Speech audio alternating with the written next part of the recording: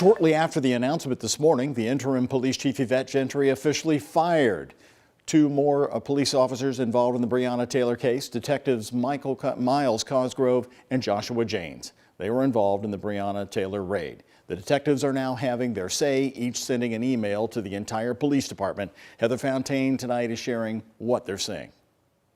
An email I obtained shows a letter sent by Myles Cosgrove to the entire Louisville Metro Police Department late last night saying, "For those of you still doing real police work, it's just a matter of time till you too will be a sacrificial lamb.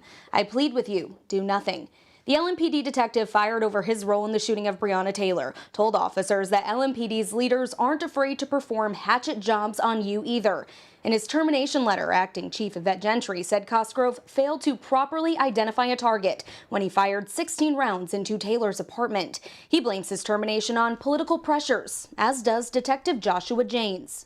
My conclusion is that Detective Janes has been made a scapegoat for what happened in this operation because his conduct in this whole scenario was blameless. Thomas Clay is Janes's attorney and says they will be appealing the termination. Janes sent an email this morning addressing his brothers and sisters, saying his 15-year, nearly unblemished career is being judged on one line of an affidavit. James is the one who secured the search warrant for Taylor's apartment.